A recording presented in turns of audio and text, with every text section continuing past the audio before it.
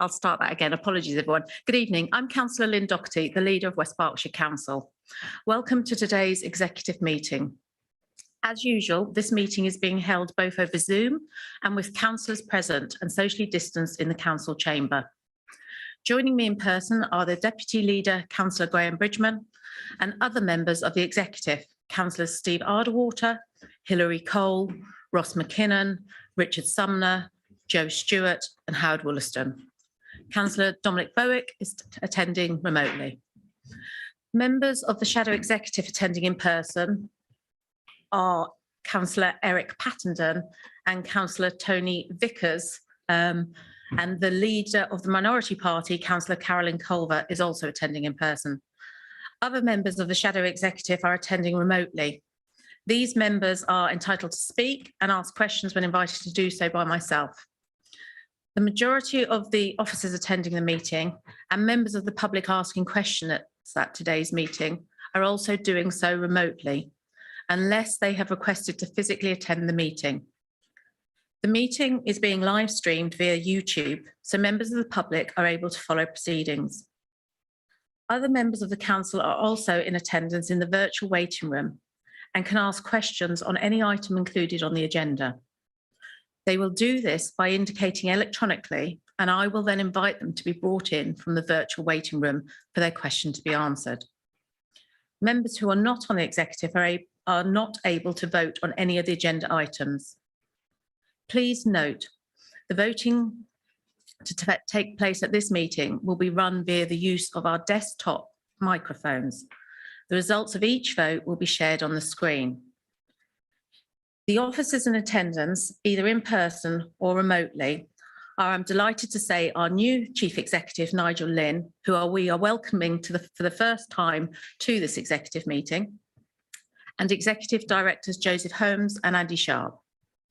Shiraz Sheikh will be the legal advisor to the meeting, and I am assisted by Jack Karami, the clerk to the meeting, and Stephen Chard, who is acting as the Zoom host. Do members have any questions about the way in which the meeting will be conducted before we proceed? No? In which case I can move to item 1 on this evening's agenda, which is apologies. Jack, do we have any apologies? We've received apologies from Councillor Adrian Abbs. Thank you, Jack. Councillor Dillon. Sorry, just apologies from Councillor Brooks for lateness. Thanks, Councillor Dillon. Councillor Culver. Thank you, Leader. I don't know if I have to give apologies for my colleagues anymore because I don't think they're officially members, so but I was going to give Steve's apologies. Thank you. In which case, can we move forward to item 2, which is the minutes from the previous meeting, which was held on the 14th of October 2021. And I would just like to ask members if they have any questions or concerns, or if they are quite happy that these are an accurate record of the meeting held on the 14th of October. Councillor Bridgman. Thank you, Leader. It's not a question of accuracy. Well, it's sort of a question of accuracy. It's something I raised in I've raised before, and I've raised in Health and Wellbeing Board Steering Group this morning. I think it comes from the meeting software, and I think Mr. Sheikh is aware of the issue, which is the description of present and also present, because I think we need to determine those who are present in the chamber, members of the committee, in this case the executive, those other members of council or officers who are also present physically in the chamber, and those, for example, myself at the last meeting, who was present virtually, because I do think it makes a difference, and for the purpose of accuracy, Mr. Sheikh nods, and I think it's on his list of things to do. Thank you. Apart from that, Chairman, I, as I say, I attended the meeting virtually, but I was there, and I think the minutes are accurate. And if you're proposing them, I'm very happy to second them. Thank you, Councillor Bridgman. In which case, I'm happy to propose, and Councillor Bridgman's happy to second. Can I please ask executive members to indicate by voting on their microphone if they agree that the minutes can be signed as a true and accurate record of the previous meeting?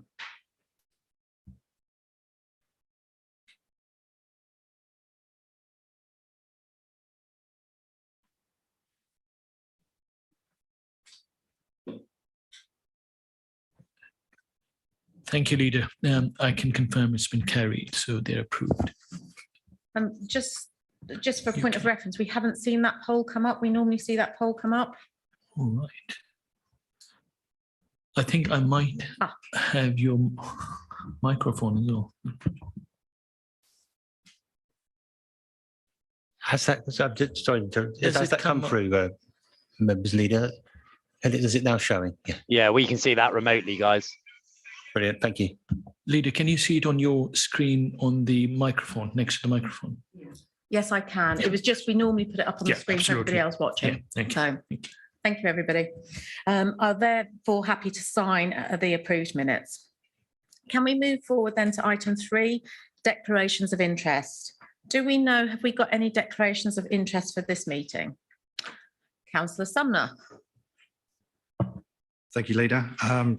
Declaration of interest for item 9 of this evening's agenda as an NHS employee of provider services.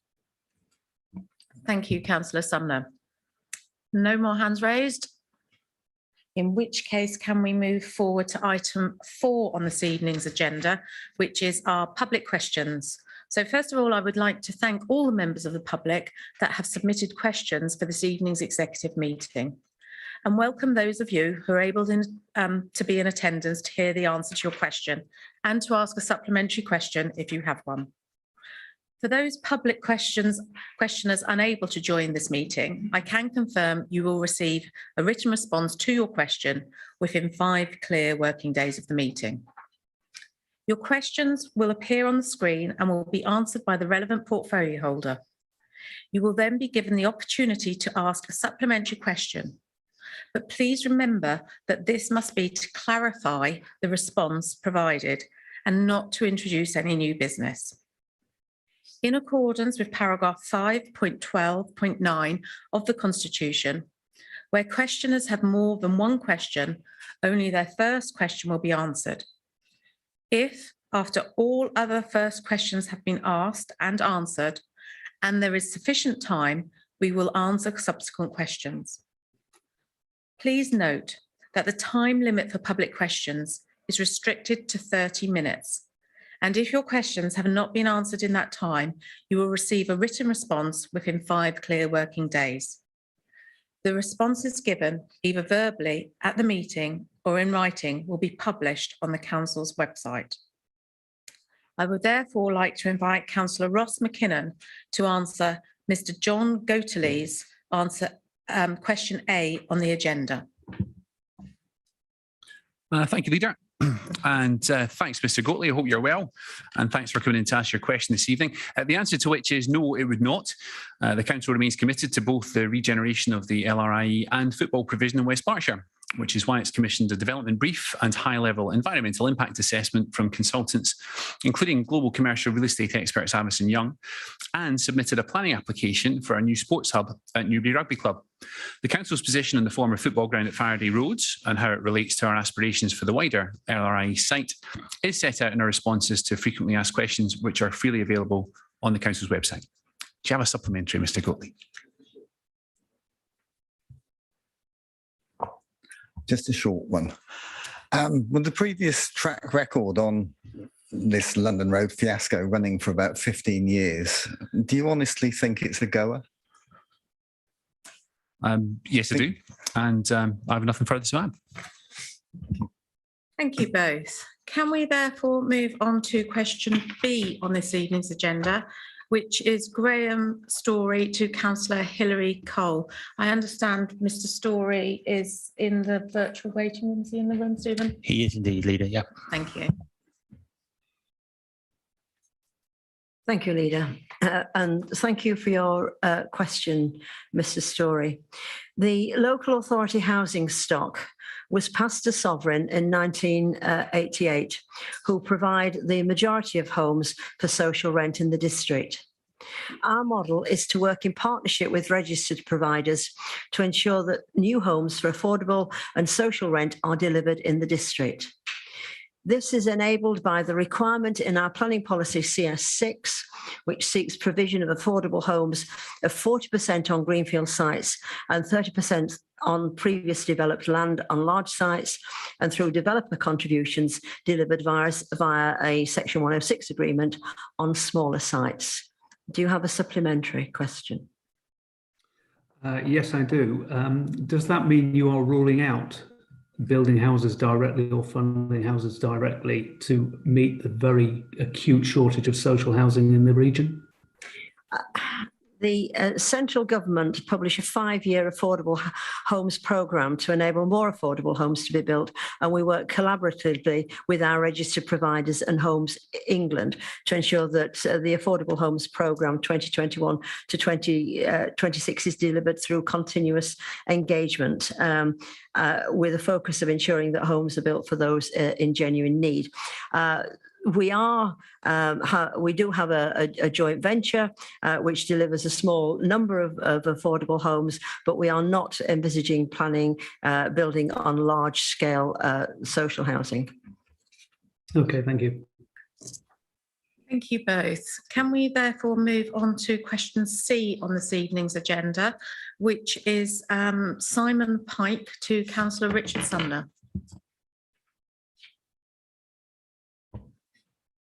Thank you, Leader. And thank you for your question, Mr. Pike. The Council does not currently plan to update Supplementary Planning Document Part 5 external lighting. Lighting is being considered as part of the local plan review. That's policy SP7 design principles. Nevertheless, the Council is able to put up-to-date conditions on any planning application, such as the replacement of sodium lights with light-emitting diodes, if required. Do you have a supplementary? Yes, thank you. That's good to know about the LEDs, but my question was more relating to the level of unwanted light spilling from developments.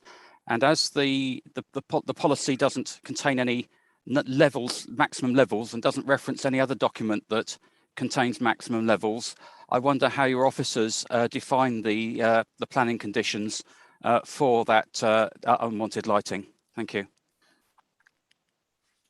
Thank you. I can't specify where they would pick that up. I'm happy to do that in writing for you, but I believe it's part of everything that they do when they look at an application. But I'll get that backed up for you properly. Thank you. Thank you both.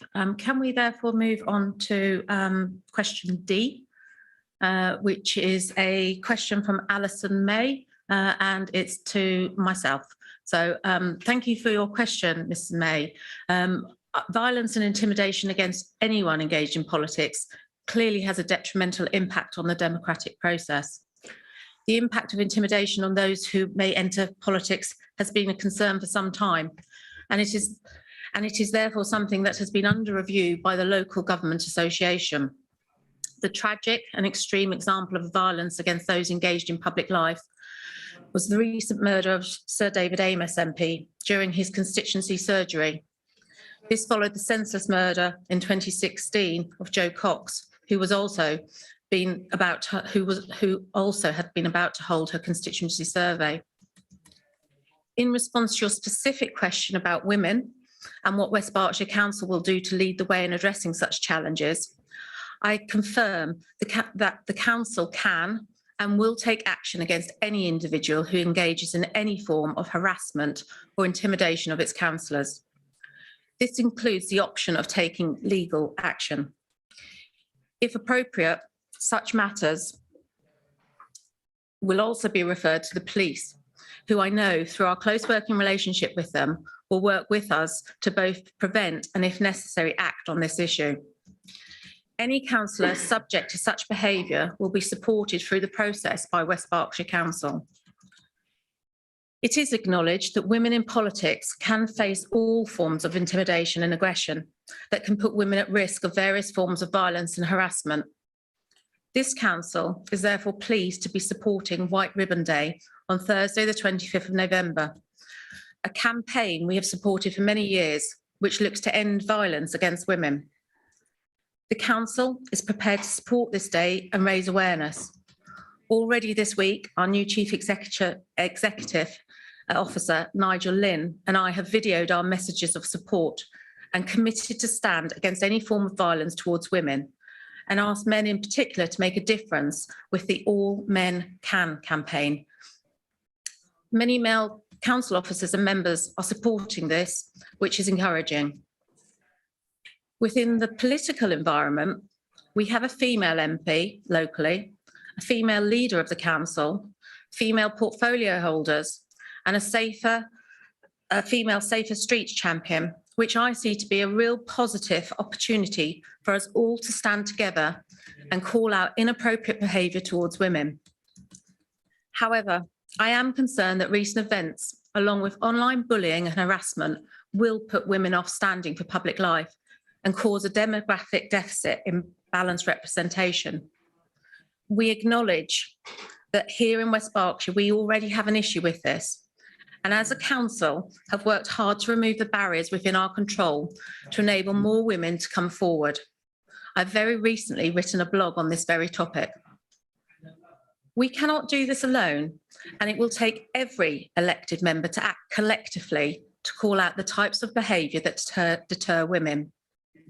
Too often, I see social media posts that attempt to vilify all as a collective in party politics, with no thought or consideration as to how this might impact on an individual.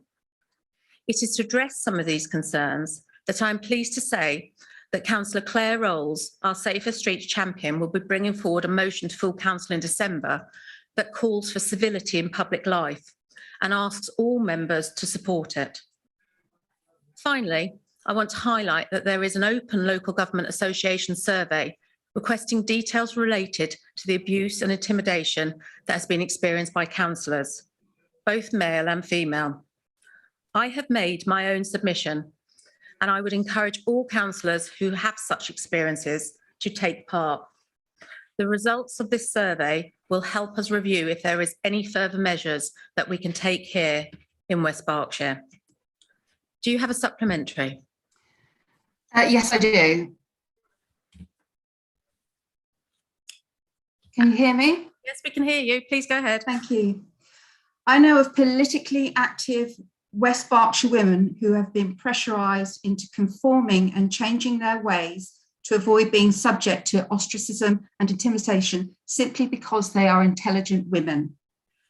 West Berkshire Council's present governance structure echoes deep-rooted power imbalances, reinforcing old-fashioned structures which deny women equal opportunity to contribute to making West Berkshire a nice place to live. How is West Berkshire Council going to demonstrate that it genuinely championed a progressive and inclusive society during the 21st century when its own structure continues to fail politically active women and all women? Thank you.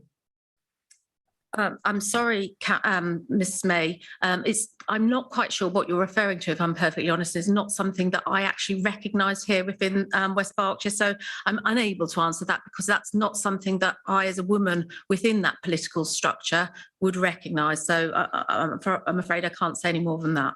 I would welcome the opportunity if you go away and investigate that and maybe come back with an answer. Thank you. Okay, can we move on, please, to the next question, which is question F on our agenda this evening, which is Mr. Miller to Councillor Ross McKinnon.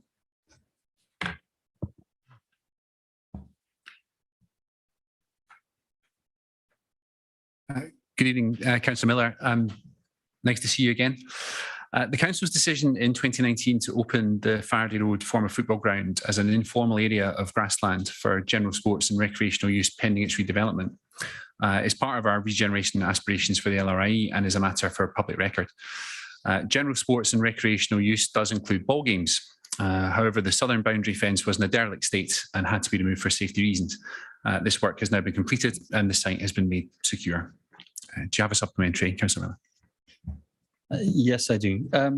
Was there an impact assessment done before the work started to remove that protective net stroke fence of the canal area? I'm not sure what type of impact assessment you're referring to. Do you want to come back? If you don't mind, yes. Basically, that canal area is a SSSI, triple SI, and the net is there to protect it from balls invading that area, and also potential safety risks to children trying to retrieve balls from the canal. I would say a couple of things. Obviously, the protective netting, the fence was necessary when the pitch was used for organised football games. I would certainly suggest that, given that's no longer the case, the need for the netting would be less onerous. In terms of the required impact assessments being done, I'll have to look into that and get back to you. I'm sure the proper process was followed at all times, but I will get back to you on that separately. Thank you. Thank you both. Can we please move on to question G on our agenda, which is Mr. Morgan to Councillor Wollaston. Thank you, Mr. Morgan. Technically, the lease does not commence until completion of works, with the development phase being undertaken within a legal contract called an agreement to lease, to which is appended the agreed lease for subsequent signature on completion of works. The only capital expenditure foreseen during the period of the lease, therefore, apart from routine maintenance and decoration, will be the replacement of the pitch every 10 years. The recommendation from Sport England is to make allowance for the £35,000 a year sinking fund to allow replacement at years 10, 20 and 30, at a total cost of 1.05 million. Clearly, we would not propose to replacing the pitch at year 40. This amount may reduce as there are early signs that the life of an AGP may be significantly longer than 10 years. The amount the council borrows is in any event subject to commercial confidentiality based on the procurement and price secured by Alliance Leisure Services. The capital items it will cover are the pavilion, incorporating 4 team changing rooms, officials changing room, medical room, kitchen, social area, committee room and public toilets, as well as the 3G artificial pitch, meeting world-class standards, fencing, spectator stands, floodlighting, storage areas and 52 car parking spaces. The period of repayment will be no longer than the estimated asset life of 40 years. This will be borrowed at a fixed annuity rate. The current rate over 40 years is 1.93%, but the actual rate will depend on the first drawdown on the project. The principal sum will be repaid during the 40-year term, with the likelihood that the capital repayments will start after the first 2 to 3 years when the facility is properly established. Once the capital project has been agreed by council as part of the capital programme, the borrowing will be undertaken by the council's treasury team when the funding requirement is deemed necessary after considering the council's overall cash flow position and in accordance with the council's constitution. This is standard procedure for all capital projects and is of course subject to call in by the Oversight and Scrutiny Committee. Do you have a supplementary? Yes, I do. Can you hear me okay? Yes, can, perfectly. Yeah, I've been a bit groggy today, Councillor Willis. I just had my COVID booster jab, so I'm not my normal perky self.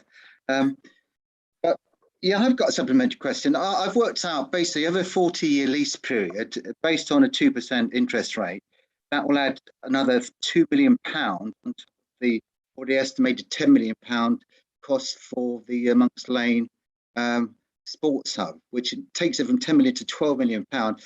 Are you and the other councillors aware of this huge cost associated with Monks Lane? I think you have to appreciate that this is over a 40-year period. Yeah, but it's still £2 million, Councillor Williston. It's £2 million. If you let me finish, please. We are committed to our playing pitch strategy. We are committed to producing a further 8 artificial grass pitches, and this is a necessary one of those 8. And I'm afraid they cost. There's no getting away from it. I would suggest, Councillor Williston, you could probably get 4 3G pitches for that price you're paying for Monks Lane. We don't need your suggestions. Councillor Wollaston has answered your supplementary. Can we please move on, please, to question H on our agenda this evening, which is Councillor Ross McKinnon to Mr. Goatley. Thank you very much, Leader, and hello again, Mr. Goatley. The financial need to include the former football pitch within the development package to enable the regeneration of the estate for the long-term benefit of taxpayers, including local businesses and residents, is well recognised. It was identified by consultants as early as 2011 and reiterated in the development brief, which was approved by this executive in November last year. The financial contribution of the Faraday Road site to the overall scheme will depend on the amount of residential development that can be delivered, and that will have to be defined quite properly by the statutory planning process. The council's position on the former football ground at Faraday Road and how it relates to our aspirations for the wider site is set out in our responses to frequently asked questions, which are freely available on the council's website. Do you have a supplementary, Mr. Goatley? Yes. Firstly, you haven't actually answered the question as to what the financial problem is when you can't build on that football pitch. There are big red flags to building on the football pitch. It's not a brownfield site.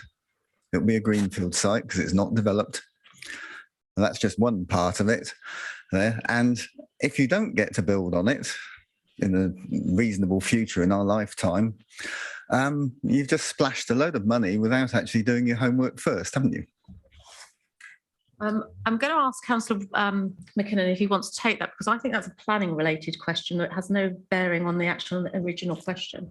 I think what I'll do is just be tread carefully with my answer and say that I don't accept the characterisation of the situation that Mr. Goatley has just put forward, which he won't be surprised about. And I think it would be proper to leave it at that. Thank you very much. Thank you both. Can we move on then to question J on our agenda, which is Councillor Richard Sumner to Mr. Pike.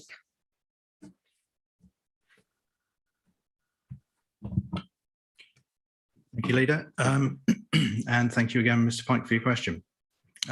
The Institute of Lighting Professionals have not directly notified the Council of its latest guidance note, so we were currently unaware of it.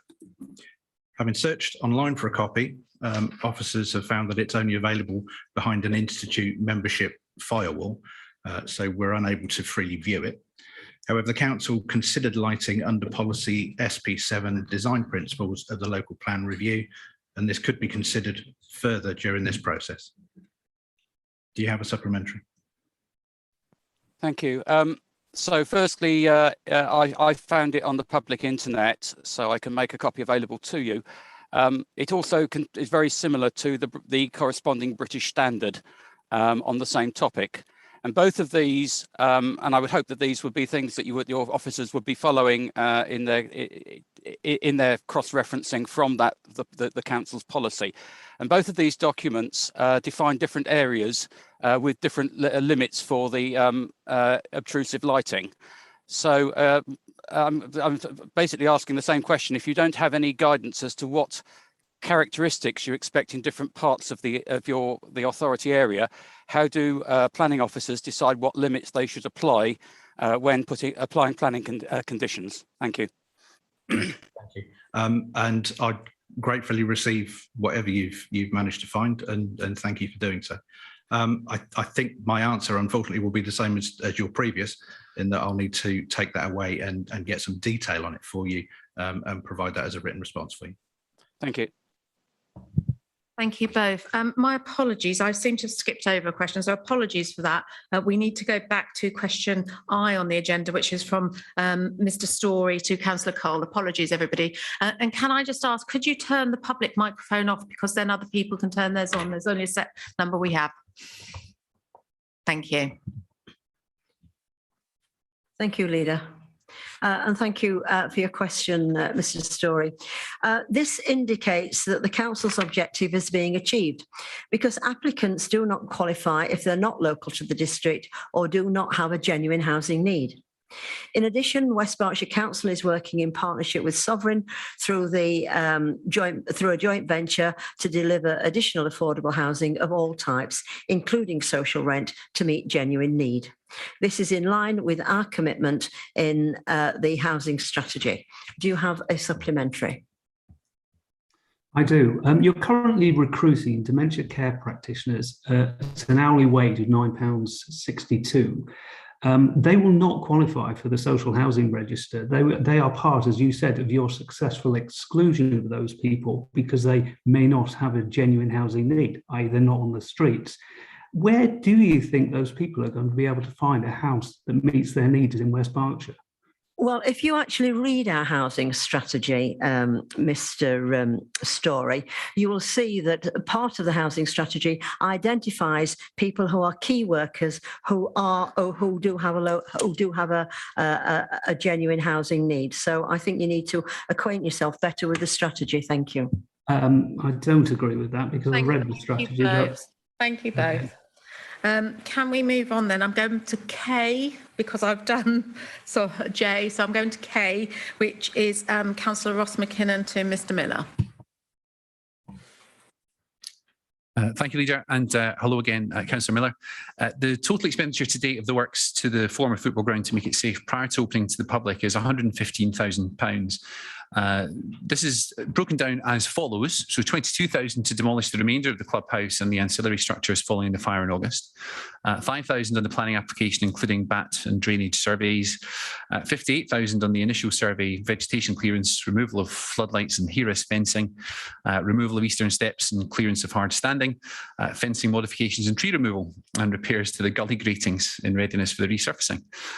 27,000 on resurfacing the hard standing to the west where the stadium was located, just under 1,000 on removal of waste, including needles between the eastern fences, and £630 to cover the cost of delays while dealing with protesters who accessed the site on the 4th of November.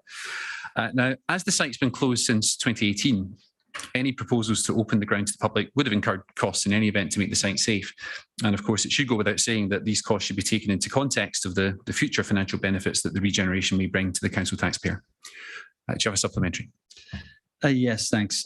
Given that I don't believe you did an impact assessment on removal of that protective net, would you add whatever cost is to potentially replace that to protect the SSSI and for safety reasons?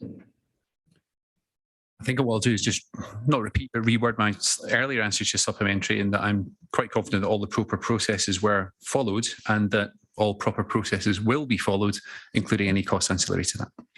Thank you both. Thanks. It's been disappointing to see condescending and non-answers from this, Miller, your from the question leader was and from others and tonight. answered. So just Thank you, Mr. Miller, for your thoughts. Can we move on then to, actually that brings us to the end of all of our public questions. Can I just thank everybody for those questions?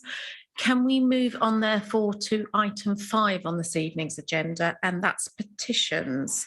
Are we aware of any petitions that have been submitted? I'm not seeing any, no. In which case, let's move on to the main body of this evening's agenda, which is item 6, which is the Environment Strategy Progress Report. I believe this is over to you, Councillor Arderwater, to introduce the report. Before I hand over to you, does this find a seconder?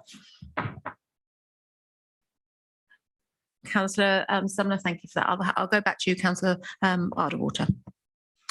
Thank you, Leader. And again, as members and attendees will have seen, we have, as we committed, our last year's annual report, which is detailing some of the actions which we have actually delivered over the past 12 months in line with the strategy. So a lot has happened and continues to happen in this space, and I'm delighted to see that we have a very broad breadth of activity here, covering carbon neutrality, the prime and central goal for both this council and the district, as well as in improving the natural health and the physical health of people and wildlife within this district, as well as ensuring that economic growth is environmentally responsible. So, for example, working with our colleagues in planning to ensure that higher standards are put in place for both the local plan and the local transport plan, for example, along with improving resilience to future flooding events, and ensuring a wider level of outreach and work with communities and groups both within the district and outside. We do have, and we continue to have, a broad-based strategy here. And again, I'm very happy that we're able to demonstrate a large number of actions which have been fulfilled. I wouldn't want in any way to indicate that we are complacent or feel that enough has been done and a casual slap on the back, perhaps. Absolutely not. There is a lot still to do, particularly in the case of the district's overall strategy. There is a huge level of change which this council can contribute and set a lead and encourage others, but ultimately it will take the great majority of residents of this district, as well as businesses and other organisations, to fully play their part and do the heavy lifting of making us a carbon neutral district. So I'm very happy to report a number of successes. I'm very happy that our delivery team continues to grow. For example, we're in the process, and we've just hired 3 more officers to join the delivery team, which will increase capacity to deliver projects. I look forward to a lot more happening, both over the remainder of this year and in years to come. And I'll be, again, delighted to commend this report to members. So that's all I'll take for now, Leader, and delighted to have any questions. Thank you, Councillor Arderwater. Members of the Executive, is there any questions that you have for Councillor Arderwater? And Councillor Sumner, do you wish to come in here, or are you going to? I will reserve my right and come in later. Okay, thank you, Councillor Sumner. In which case, I'll go to Councillor Dillon. Yeah, thank you, Leader, and thank you, Councillor Arderwater, for the report. Councillor Abbs is obviously our spokesman on this, and has given his apologies tonight, but obviously has read the report and pointed out some comments that he would like to be raised. I think the first one is in 4.4, you use 16% is the number in terms of carbon reduction. However, Councillor Abbs would point out, and I think it's a fair assumption, is that that 16% can prevent or can paint a picture of false hope, because it restricts the council's reduction. I mean, what we need to understand is the percentage across the district, and then what that percentage is a result of what West Berkshire Council is doing. So, you know, it is good to know that we're doing something, but clearly we need to know what the district number is first, so that we can measure our values against that. And from our estimates, although they're hard, we understand it's about a 1.3% drop across the whole district. And of course, we passed a motion unanimously as a council to make West Berkshire carbon neutral by 2030, not just the council. On page 5, you have a nice visual and the numbers associated with it. And you've got the 12.5 million being allocated. But actually, what we would like to understand is the carbon impact of each project, not just the cost build up. And then just on page 6, with Graiseley, it talks about 10 megawatts announced, and that appears to be the result of our suggestion. But Graiseley is big enough for 60 megawatts, and that is what's being investigated, we believe, at EAG, and you know, that is what the level of ambition we need to be looking at as a council. So I think, in summary, Leader and Councillor Arderwater, progress clearly been made, lots more to be done. And can you just give me, Councillor Arderwater, your sense of West Berkshire as a district in that 2030 target, and West Berkshire as a council in that 2030 target? And are we really going to need to see a hockey stick curve of investment and innovation to be able to hit that target? Thank you. So, yeah, thank you for those questions, Councillor Dillon. Tackling them in order, I totally take your point. Absolutely. We as a council represent only a little bit over 1% of the overall district's emissions. And you and Councillor Abbs are quite right in pointing that out. It is far easier to measure what we are doing as a council to reduce our carbon footprint than it is to look at the district as a whole. And in a little bit more detail, we have numbers and data and a very precise carbon footprint from our consultants, WSP, for the council. The data we have for the district is actually produced at a national level, and we can only infer from those national numbers the overall trend. And the overall trend is encouraging for the UK as a whole. There has been a pronounced downward trend in carbon emissions across the UK. A lot of it, but not all of it, down to the decarbonisation of electricity. A lot more still to come, and again, a a lot more risk attached than there is to ourselves as a council. So in summary, we as a council, I believe, are on track. While there definitely is risk, we are on track and have a credible plan for achieving carbon neutrality. I really do not believe that the district as a whole is. The UK government, as you're well aware, has set 2050 as a date for decarbonisation of the UK economy. Our original motion was to strive and do everything that we as a council can in order to let the district hit that target. But realistically, thinking about everyone's houses and cars and ways of life, it would be terrific if they did, but I don't honestly believe that will happen within this time frame of the next 9 years. On your second question, we are expecting the carbon impact of our programmes, and we will be sharing those numbers as and when they are produced by our consultants. And on Graiseley, yes, of course, it can always be bigger. And I'm well aware that Councillor Abbs is an enthusiast for this. I'm being driven by officers' advice, and they are, along with specialist engineers who build these things, are still working on design of the scheme. So absolutely, it's a good aspiration. And I'm sure we collectively will have another opportunity to look at plans for that. So thank you again. Thank you. Leader, just if I could just follow up on that. Councillor Ardell-Waters mentioned about the use of national data for benchmarking. Just have we looked in, and happy for an answer offline, have we looked into how much it would cost to really understand the picture in West Berkshire, so to commission our own study rather than rely on national benchmarking data? Thanks, and that's me done. Okay, so thank you, Councillor Dunn. So I personally have spent quite a lot of time on this.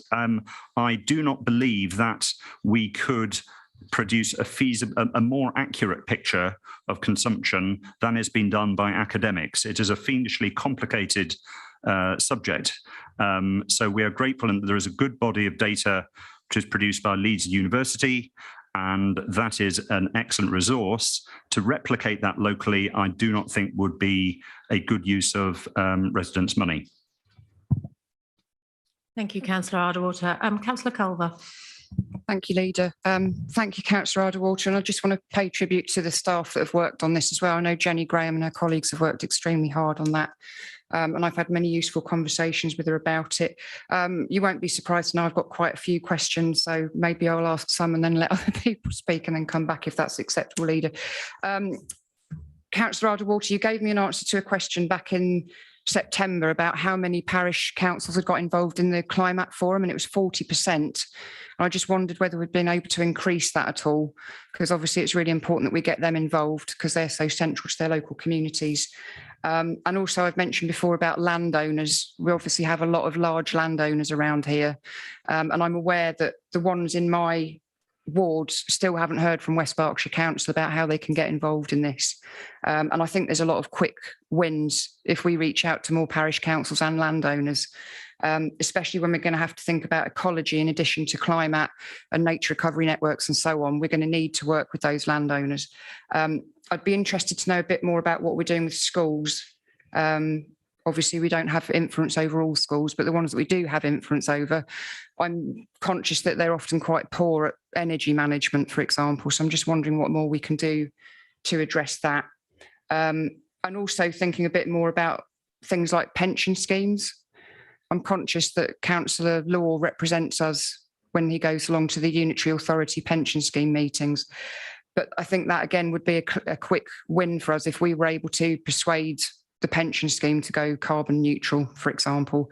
That's something we could then point to as having taken concrete action. And I think to make more use of members as well as ambassadors for this, I think there's a lot of good detail in the report. There's a lot of schemes that are mentioned, which maybe members are not familiar with all the detail of. So maybe if we could have more training sessions on that, more regular updates, because I'm conscious, particularly in my area, we've got 6 local Facebook pages which are followed by thousands of people. We've got the parish councils, we've got several local magazines. If we could be given information, we could pump that out to so many thousands of people and get them more involved, because I'm still having conversations with people who don't know what's actually going on. So I think I shall summarise. I shall finish there. Thank you, Councillor Yeah, Caldwell. thank you. Councillor Arderwater, I'm conscious that some of those might be questions that you're going to need to come back on, some of the numbers and everything else, but is there a response you'd like to put in just now? Yes, thank you, Leader, and again, thank you, Councillor Caldwell. I will be brief, and we'll have to come back to you on some of these. So yes, thank you for your compliments and to the team and for the team, and likewise, we're very fortunate having and again, as I mentioned, a growing team, which was a nice situation to be in. Parish councils, yes, again, I'm aware and I'm keen that we do increase the numbers. I can't tell you what the latest figures is, but I will ask Jenny and team to update us both on that. With regard to landowners, while this is at a fairly early stage, we have involved at least one landowner in the early work of the Natural Solutions Delivery Partnership, and absolutely a follow-on from that would be to bring in more. So we're planning to talk more about that once it has completed its initial deliberations within the next couple of months. Regarding schools, I know that at least 16 schools in the district are in the Eco Schools programme, which is a great vehicle for using and infusing children, and through them, of course, their parents and their teachers to be more environmentally conscious. I do agree that heating, in particular, of many, if not most, of our schools is a difficult problem. Again, I'd love us to be able to improve on that, but there are early good bits of work there, and I'm keenly aware that we need to do more with schools. Regarding the pension scheme, we are part of the Berkshire pension scheme, and that has, under some encouragement from various people, I wasn't involved, but I'm very glad to see this happen. The investment policy was updated, I believe, in September, in the summer, such that only energy companies which have got a credible transition plan and strategy away from carbon will be invested in. So while not totally divesting, which would candidly destroy value and would not incentivize other companies to move and be part of the solution for carbon neutrality, I think our pension scheme, or we are part of a pension scheme which is exerting the right sort of pressure on the wider economy and using its financial clout to exert change. And finally, on your point about members and as ambassadors, absolutely agree. And yes, it's something I'd love us to do. And again, I'll encourage the team to do more on that. Okay, thank you. Thank you both. Councillor Vickers. Thank you, Leader. I echo a number of the comments that Councillor Culver's made, particularly about the excellent work done by officers and the danger of forgetting the particular problems that the poorer members of our community have, who can't afford, who perhaps are private renters. They can't afford to do the investment themselves that will enable them to not only save money for themselves, but actually improve our district-wide carbon footprint. And that's drawn attention to in the report on page 35, where it looks at adverse impacts. And there is a danger of that, which is why I think we really need, with this huge increase in fuel prices, to speed up the work on the housing stock survey, and be able to put in some good bids to do something about the appalling state of some of the older and rented accommodation in our towns. But I've got 3 specific areas in the reports that I'd like to point to, and maybe they will comprise questions. The first is where we talk about 6 council buildings having had panels.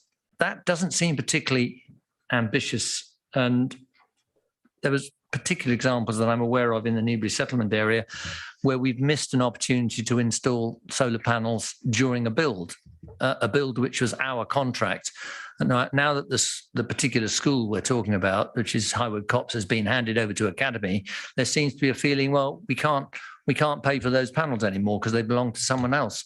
I think when you've got a building that has such a valuable community purpose as a school, it shouldn't matter who owns it.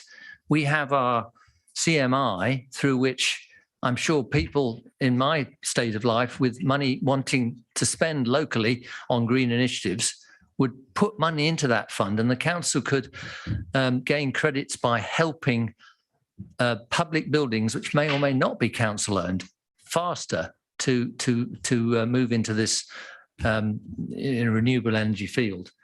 So I think we're a bit ambitious there, and there are other even lower hanging fruits that we're missing out on.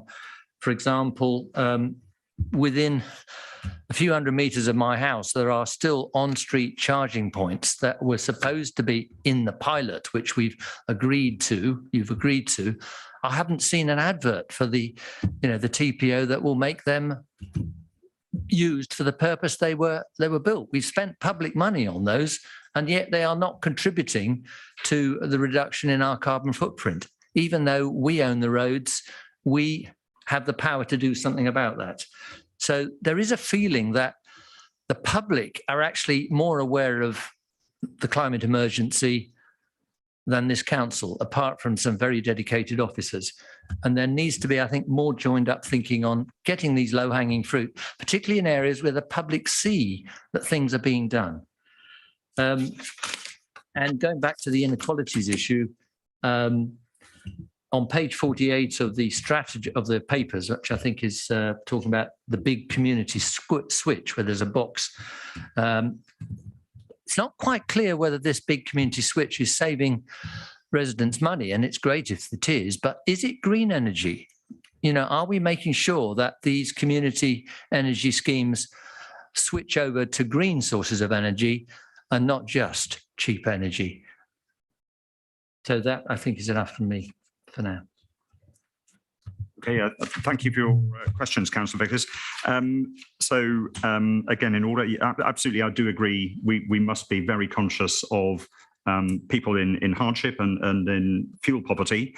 One of the projects which is a complex one, but I'm keen to see progress, is improving the insulation and heating of exactly those lower quality dwellings and making something targeted at people who really need it the most. Totally agree with you there. Regarding your point on solar panels, there are always complications with these things, and we have an ongoing rolling programme. So yes, only 6 council offices have had panels installed so far. For various reasons, more will be implemented in the coming year. There is a finite capacity, and there are always both engineering and structural and in some cases legal complications to doing things. So absolutely, we will be installing more, but cannot do all together. I do hope that Highwood Copse choose to invest in solar panels. It would be a great thing for them to do, but absolutely it would be an attractive investment for them or for others with investment. Regarding your points on street charging, firstly, we are going to be carrying out a consultation among residents about exactly this point, and I know you've asked various detailed questions about on-street parking. It's disappointing it has not happened yet. There are a lot of other tasks for the team within the Highways Department which need to be balanced with this, but I'm looking forward to that happening soon. Regarding your little point about them not yet contributing, of course, a charging point only contributes if there is an electric vehicle. And one of the things we do want to establish from a survey is the demand, the intent, and the likely timescale of people actually buying a still quite expensive vehicle. But it's not really justifiable, I think, to say that this council is not aware or interested in the environment. It's one of our core strategies. It is knitted into everything we do. Every paper needs to have the consideration by officers of an impact on the environment. In other words, it is absolutely central to what we do. And finally, your question on the community switch. Yes, it does save residents money and has done for several years. We only are including green tariffs in switching tariffs. So for people who do not have that, this will, in a modest way, but certainly in an attractive financial way for people, help decarbonise the district. Thank you. Okay, thank you, members. I'm conscious that there's a lot of questions coming out from everybody. So can I ask that you do not repeat one another, that the questions is something new that you want to ask Councillor Arderwater, rather than a repeat of something that's already been said. So over to you, Councillor Macro. Thank you. You mentioned policies in the new local plan requiring carbon neutrality of new housing. Now, the local plan review was put on hold a few months ago because of government changes. So now looking as if that local plan review will not be completed for some time. I was wondering what you will be doing in the interim to try and get new housing to be carbon neutral, because I think these houses are possibly going to be around for hundreds of years, so it's important to get them carbon neutral as soon as possible. And the other thing was a bit more detailed in your report on page 45, the case study. It says that our asphalt supplier is Hanson's. Now, there is a Hanson's nearest depot, as far as I can work out, is at Sutton Scotney in Oxfordshire or West Drayton in London, whereas we have an asphalt plant here in Thiel. So and that asphalt plant in Thiel is supplied by train. So why are we trucking asphalt for dozens of miles when we have an asphalt plant here in Thiel, where we can supply it much more green way? Okay, thank you for your questions, Councillor Macro. I totally agree with your aspiration that we do improve building standards ahead of legislation in the final plan. I cannot share details here and now, but my colleague Councillor Somner will certainly be keen to do so as soon as we are able. And regarding Hanson and Asphalt, which again is the sub-supplier for Volker Highways, I'm afraid I can't comment on that. I don't know why they make their decisions. I can tell you that both they and Veolia, as our two main subcontractors, have clearly committed their desire to work with us on carbon neutrality. So this will be one of the many things which they will be considering and need to improve their carbon footprint too. So again, I see a good direction of travel, but can't comment on the detail. Thank you. Thank you both. Councillor Pattenden. Thank you, Leader. Councillor Arderwater, 2 quick points. Is the 16% reduction for the council over the last 2 years, and I think you said 1% reduction for the district, is that where you wanted to be at this point? And I say that because I happen to know that Newbury Town Council has managed to achieve a 23.6% reduction over the same period of time. That's the first point. Second point is, one of my colleagues, Councillor Dillon or Councillor Abbs, had a conversation about something simple to use, simple to read, to show the progress, a graph or a thermometer or something like that. And I think that was something that had been agreed to. Wondering if and when that's likely to appear. Thank you. So thank you for your questions, Councillor Pattenden. Regarding the this council's reduction, as I said, I am comfortable. Correction, that's a slightly too optimistic word. I've got a good level of confidence that we will achieve carbon neutrality at or before 2030 for this council. The projects ahead, significant projects, together with a large number of smaller projects, which will progressively drive us to that place. Yes, there is risk. Yes, there are things which are still unknown, but broadly, we are in a good place. I don't think it's very helpful to compare this council with its scale of operation with Newbury Town Council with a much smaller operation. So really, I think it's a bit trite to start trading percentage numbers there. Regarding a simple progress indicator, absolutely, this is something I'm very keen that we get a more visual dashboard to show residents and businesses in the district what we're doing and progress and so forth. Work is ongoing on that, and I look forward to sharing more news as and when we're able to unveil it. Thank you. Thank you both. Can I go to Councillor Masters? Thank you, Chairman. Councillor Adler-Walter, I'd like to echo the mentions of the work done by the officers on this. Councillor Adler-Walter, you mentioned increasing economic growth in a green and sustainable way. This is my first question. I have a number of points. Do you believe that infinite growth on a finite planet is something that is possible, or is that cloud cuckoo land? And also in reference to your letter in today's Newbury Weekly News,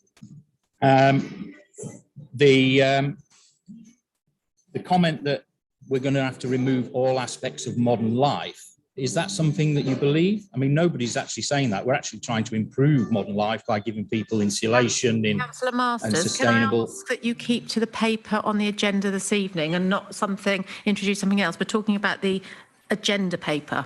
Well, okay then. So is Councillor Adler-Walter and the executive confident that they are doing everything that they possibly can, or are they putting the main thrust of responsibility for decarbonisation on individuals? And what companies are they speaking to at present? Because I've had contacts from businesses who say that there's no leadership from West Berkshire at present. So thank you for your questions, Councillor Masters.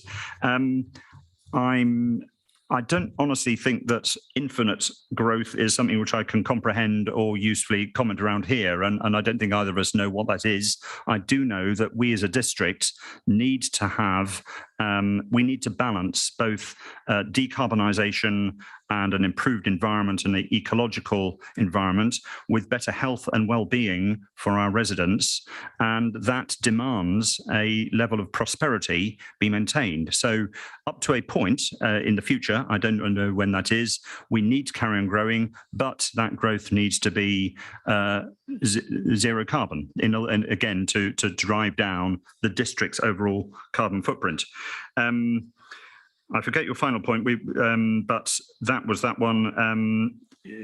I think it was around the main thrust of our strategy being on economic development, if I'm right. And if so, again, we do need to take a lead as a council, and we are taking a lead as a council, delivering projects, as I've mentioned, enabling others to do their part. I don't know which businesses you've been talking to, but there are plenty I've been talking to who do look forward to working more and reducing their carbon footprints. I'd be delighted if you could help spread the word and talk to your businesses and tell them what's going on here. As we are. In terms of numbers, as I think Councillor Abbs initially pointed out, and I totally agree, that this council's carbon footprint is a tiny, tiny proportion of the district's overall one. And so absolutely in numerical terms, we have to set a lead, we have to set an example, but the big changes will come from people and market forces and people making different decisions. We have to enable those and encourage them. But at the end of the day, it is people's choices which will make change possible. Thank you. Thank you, Councillor Adler-Walter. Thank you, members. I'm going to go to Councillor Sumner in a moment just to sum up. But it's really good to see so much positive impact of everybody coming forward and having the conversations. I smile to myself because I think the officers here at West Berkshire have done a wonderful job, and I think this is a really good paper. I love some of the graphics in it, and I think they stand you well. But I'd also like to thank Councillor Adler-Walter because I know how extremely hard he's worked on this as well. It's interesting, there's a piece of research out from the BBC recently that over 300 councils announced a climate emergency. Only about a third are actually acting on them. And actually, when you work in a national arena and look up and down the country, as I often do, we're actually taken as one of those in that third that are actually proactively delivering on some of the commitments that we made. So I'm really thankful to you, Councillor Adler-Walter, for your role in making sure that we're actually delivering here in West Berkshire. Over to you, Councillor Sumner. Thank you, Leader. there isn't much more I can add to the conversation that we've had this evening. In all honesty, I'm grateful to officers, as everybody should be, for this report and the recognition of the amount of work that's gone into producing it and the work that's gone into enabling it. This is a great boost. It's not a start. It's a boost to the ongoing programme of work that this authority has undertaken, and it builds on projects that we were already underway with, and that's important to reflect. It evidences a great amount of collaborative work, both internally and externally, partnerships and relationships that we always knew would be essential. I believe we've always stated the importance of, for want of a better phrase, getting our own house in order. To look at the areas that we know that we control and to bring people along with us, people, individuals, businesses, schools, whatever it might be. And I, whilst that is developing, I am absolutely thrilled with the engagement that we've had. I want to pick up on one point with regards to EV charging points that Councillor Vickers mentioned, because I understand our website does have advertised charging points, and it links in with the provider. And I think if you've got an Ubertricity, I think it is, app, then you can see where the relevant charging points are. I'm happy to pick up with Councillor Vickers on that point and make sure that we're working and we're talking about the same thing. But you know, I think there is information out there. Getting out to more people, absolutely something that we can be assured of trying to do. I think we recognise the achievements to date, and we look forward to building on the successes that we've had so far. And I'm very happy to second the report, Leader. Thank you, Councillor Sumner. Members of the executive, we've got a proposer, we've got a seconder, and the recommendation lays out that the executive approve the annual progress report on the environment strategy for the publication on the council's website. Please can executive members vote by using their microphones if they're in favour of the proposal to improve the recommendation.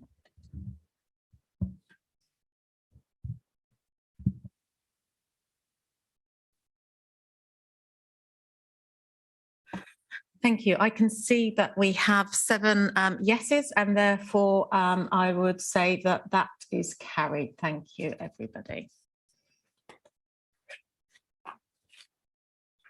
Madam?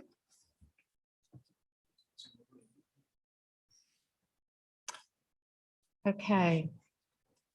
Members, can we move on to item 7 on this evening's agenda, which is the Hackney carriage tariffs? Councillor Cole, I believe that you wish to introduce this report. Does the report find a seconder? It does, Leader, and I'll reserve my right. Thank you, Councillor Bridgman. Over to you, Councillor Cole. Thank you, Leader. Apologies in advance. It's quite a lengthy and complex introduction. Members will be aware that the taxi tariffs have been subject to an ongoing discussion with the trade over a number of years. The councils recognise that the last 2 years have been a very difficult time for this important part of the economic sector. The current fares have been in place since 2013. And while some members of the trade have been urging the council to vary the tariffs, some of their colleagues have been reluctant to do so.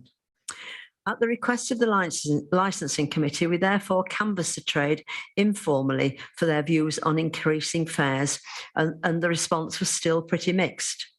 We had 35 responses to that informal consultation, which indicated that the majority of the trade would find a small increase acceptable. At the September Licensing Committee meeting, members agreed to recommend that we formally consult on a 5% increase. The consultation was undertaken in accordance with Section 65 of the Local Government Miscellaneous Provisions Act 1976. The public consultation ran for 28 days against the statutory minimum of 14 from the 18th of September to the 14th of October. We placed a notice in the Newbury Weekly News and Reading Chronicle, wrote to all members of the taxi trade. A copy of the notice was placed in the Market Street reception and was also included on our website. We received one response to the consultation from a member of the trade. He objected to the proposed increase as he was concerned about the impact on business, the current economic climate and business practices, reduced travel and more home working, and felt that the trade had had enough support via grants, etc., in accordance with the legislation. As an objection was received and not withdrawn, a formal decision needs to be made, and any variation has to be implemented by the 14th of December at the latest. The objection was discussed at the Licensing Committee on the 8th of November 2021, and they have recommended that the Executive make no modifications to the proposed table of fares at Appendix D and confirm a date of the 19th of November 2021 for the revised table of fares to come into effect. The Licensing Committee reflected on the fact that this was the maximum tariff that could be charged, and drivers and operators would not have to implement it if they did not want to.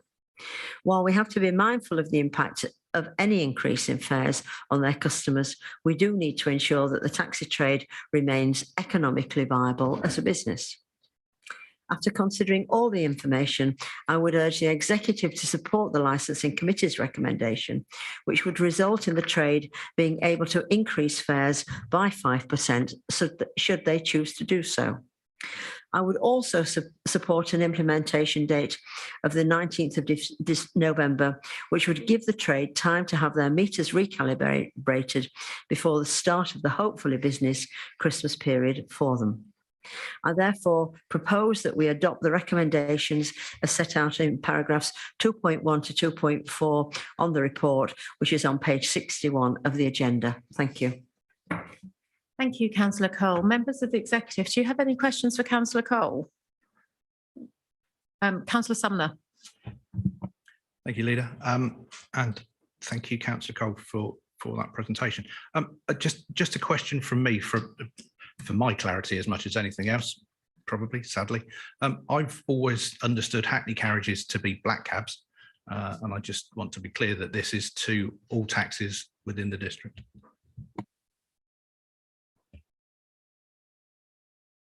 To be honest, Councillor Sumner, I don't know. I think it's just, if it refers to hackney carriages, then it is hackney carriages, which are taxis which you can flag down rather than private companies where you phone and book a cab. Hackney carriages are black cabs that you flag down, and I believe that these rates apply to hackney carriages and not private hire. Thank you. But I will double check that for you and get back to you. Leader, if I may, I think that's absolutely correct. As I've been involved, as I will say when I come to second this item, I've been involved in this substantially on the Licensing Committee, and that's precisely it. Hackney carriages, black cabs, which is why you have to have a fare scale other than a private hire where you will agree the fare effectively in advance of getting into the vehicle. With a hackney carriage, you need to know that there's a maximum fare when you get in that's related to the distance you travel. Thank you both. Thank you. Councillor Dillon. Yeah, thank you, Leader. It's all right, getting all my buttons clicked on. I just wanted to make some observations, really, that obviously this has gone through Licensing Committee, of which we all have members appointed. And I know that Councillor Abbs was at the Licensing Committee where this was discussed. You know, it's a recommendation that's come from them without any amendments made by the Executive. So in that respect, you know, it's a cross-body recommendation coming to this committee. And I think the most important part of all of it is that this isn't a minimum charge, it's a maximum increase. And I know that taxi drivers consider themselves to be important fabric of the community, in particular during lockdown, you know, with the ferrying of shopping, etc., and picking up prescriptions. But they have it within their right to offer that community discount still if they wish to.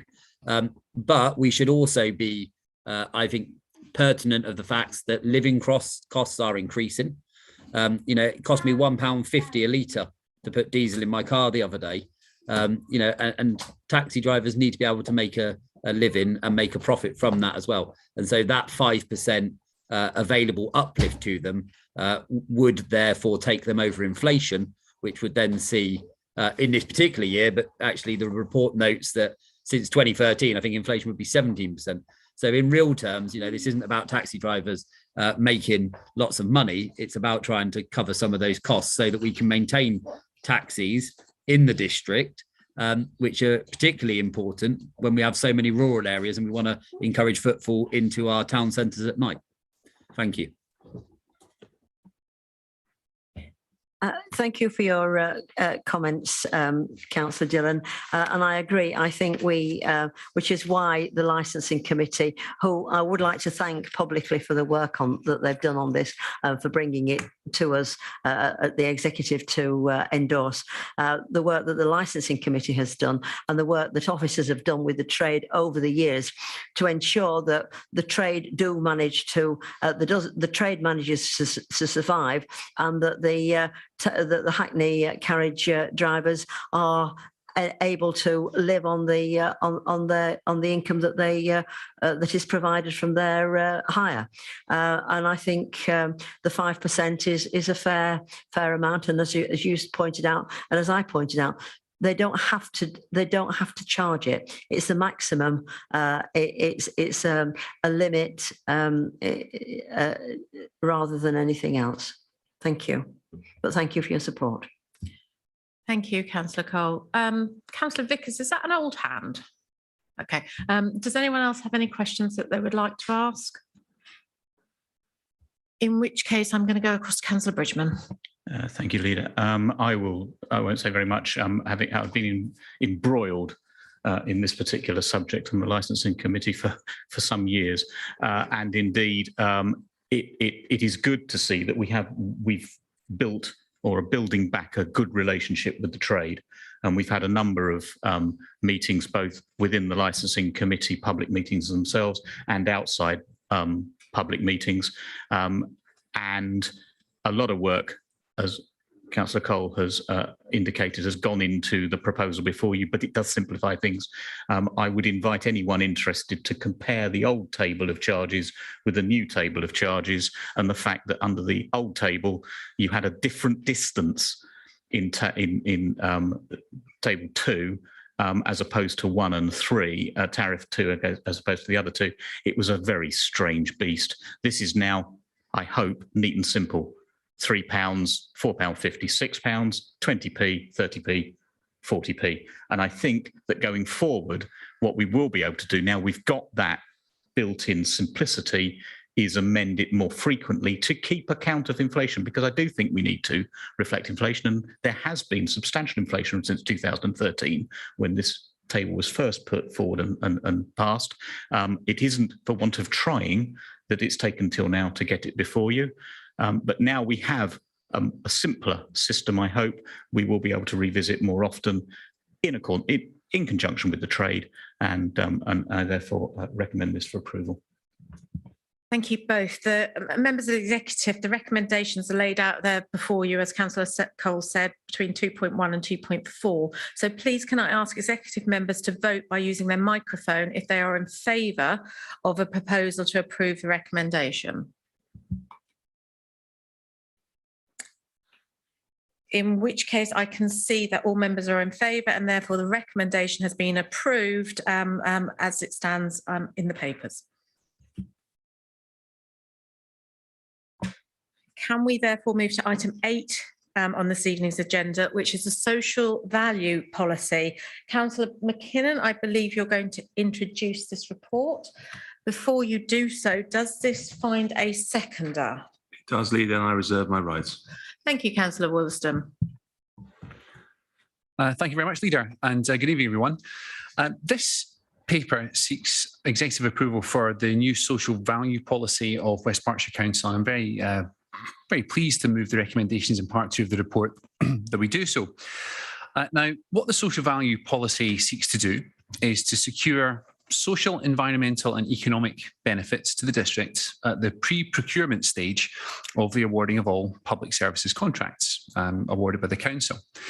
There is a relatively new government national procurement policy statement, which requires public bodies such as ours to consider, amongst other things, the creation of new businesses, jobs, new skills, reducing and tackling the effects of climate change and waste, also encouraging supplier diversity and innovation.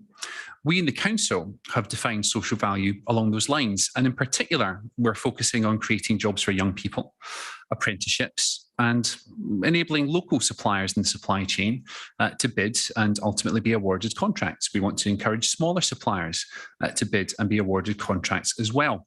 At all times, all the while, treating suppliers equally as we're required to do. So the proposal is to include, as part of our tendering process, a weighting of up to 10% in the scoring of bids for public contracts for these social value aspects. And with exceptions, in exceptional cases, we could go above 10% in the weighting. The policy, I think, is very well written and is appended to this paper. I think it's easy to read and is self-explanatory. There was a very good, and I just want to pay tribute to the work of the task and finish group that was comprised of members and officers of the council, which met several times over the last year or so, of which this policy is the principal output. I'm very pleased indeed to recommend its adoption. Thanks, Leader. Thank you, Councillor McKinnon. Members of the Executive, do you have any questions for Councillor McKinnon?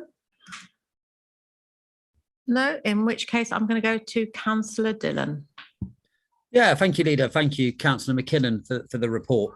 I mean, social value within procurement is a fairly standardised question now that you will see in lots of public bodies, that and sustainability.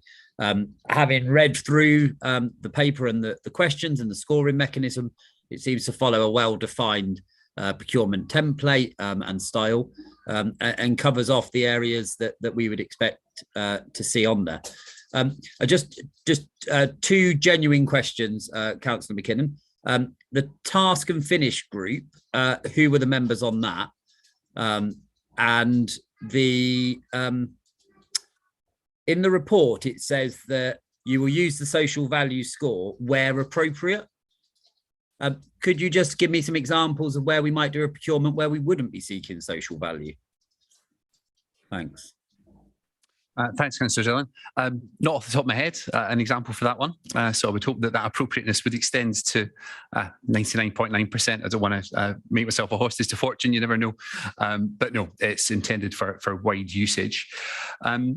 On page, where are we, 91 of the pack, you'll see there under the consultation and engagement section a list of names.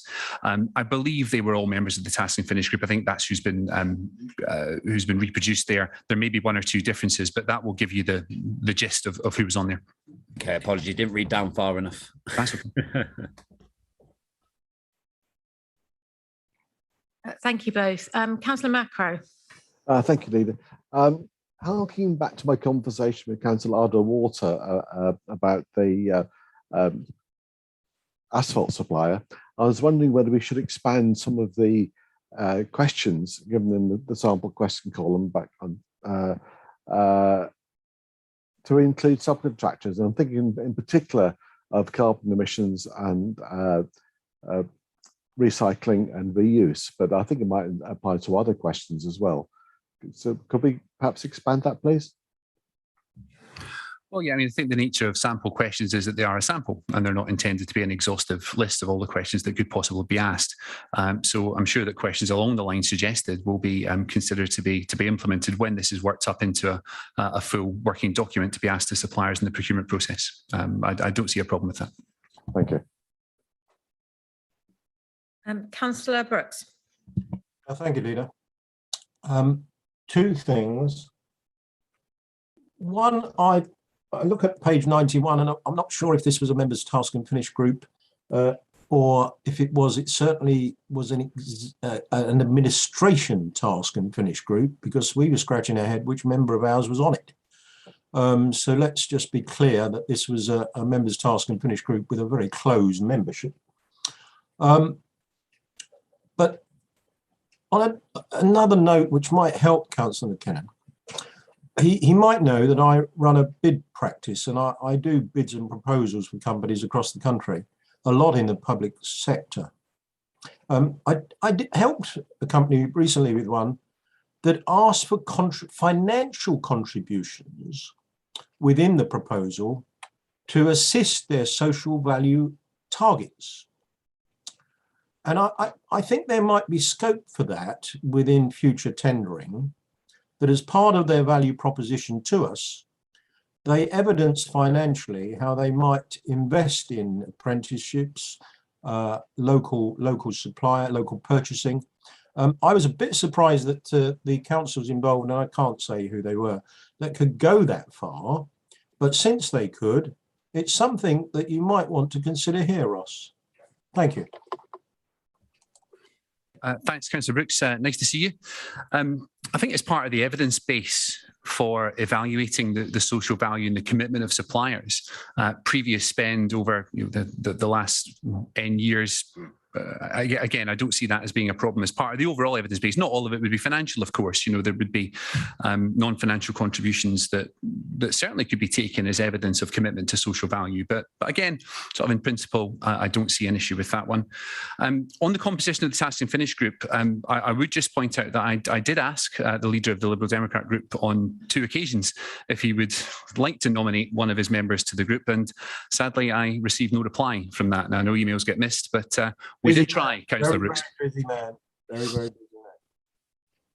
Okay, thank you. I don't see any other hands going up. So Councillor Wollaston, is there anything you'd like to add to what Councillor McKinnon's told us? Thank you, Leader. As I anticipate, this is fairly uncontroversial and I think it has broad cross-party support, so I have nothing further to add. Thank you both. Therefore, we have a recommendation in front of us that the Executive approves the adoption of the West Berkshire Council Social Value Policy, and that the Executive grants delegated authority to the Executive Director for Resource to agree minor changes to the adopted Social Value Policy. Can I please ask members of the Executive to vote by using their microphone if they are in favour of the proposal for the recommendations? And I can see from my microphone that that has been accepted and is approved as per the recommendations. Thank you, everybody. We can now move on to the final main item on this evening's agenda, which is item 9, the contract award for the Drug and Alcohol Behaviour Change Service. I'd just like to remind everybody that this is a part 1 and a part 2 paper. So obviously we will take them, there won't be a vote at this moment in time, it will happen in part 2 when we can look at the actual contract award itself. Councillor Bridgman, I believe that you are going to introduce this report. Indeed, Leader. And does it find a seconder? Councillor McKinnon, are you seconding this? I am indeed, Leader. Thank you very much. Therefore, I'm going to go back to Councillor Bridgman. Thank you, Leader. As you say, we'll go into detail to the extent we need to in part 2, and I suggest to members that maybe detailed questions can please hold those off to part 2, because I'll be able to explain exactly the differences between the current contract or contracts and the proposal.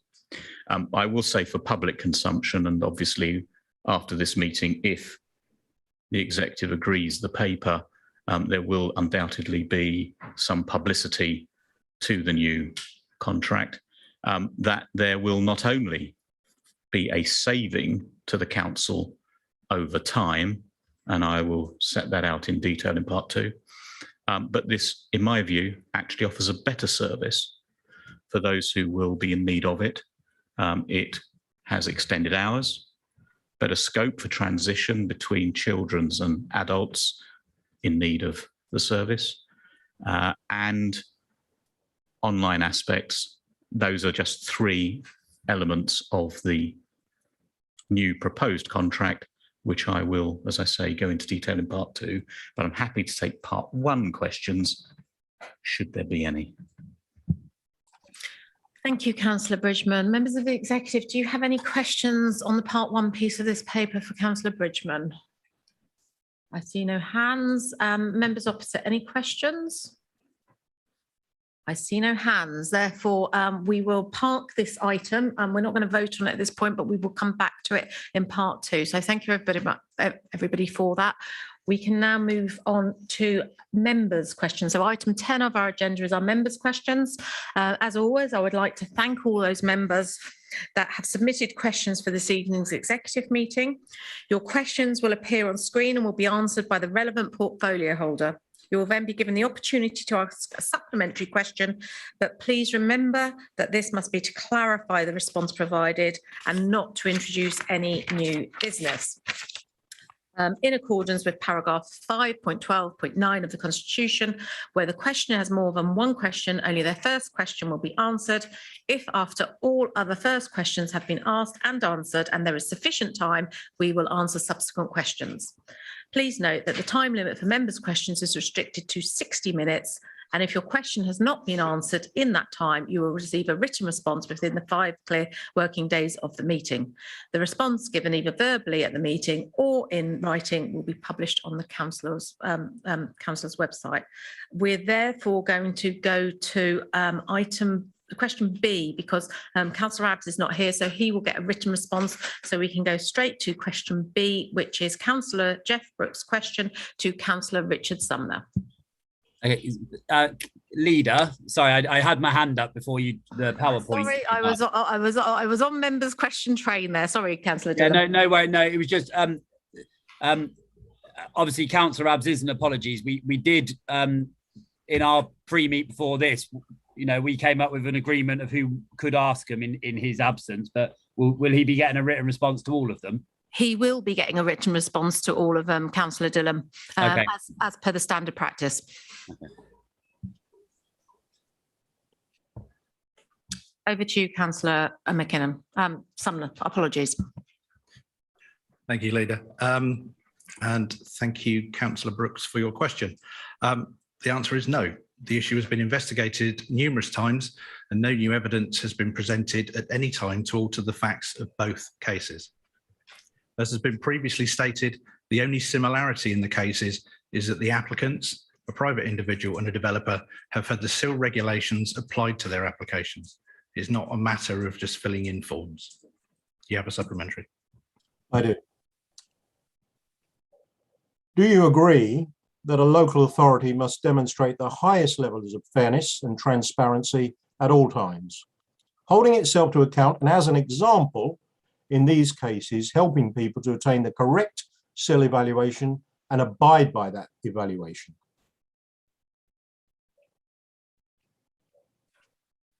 I believe that everything that has been done is as it should have been done. I believe, and this is before I had the portfolio, as you are well aware, I believe the questions have been asked, the position has been tested and the responses have been given. And I don't believe there is anything that changes now from where we were then, as I've said in my response. Thank you both. Can we therefore move on to question C on our agenda, which is Councillor Dillon to Councillor Sumner. Thank you, Leader, and thank you, Councillor Dillon, for your question. The maintenance of signage across the district is an important aid to the direction and movement of traffic using the network. We currently undertake cyclic condition inspections as part of a wider highway inspection regime and targeted inspections informed by defect reports received from customers. We prioritise repairs and maintenance of road signs on a risk-based strategy, as we do with all our highways assets, and in accordance with agreed service levels to ensure the visibility, legibility and correctness of individual signs. At present, no cyclic cleaning or renewal of ageing signs is undertaken unless it's considered to be a risk to highway users or safety critical.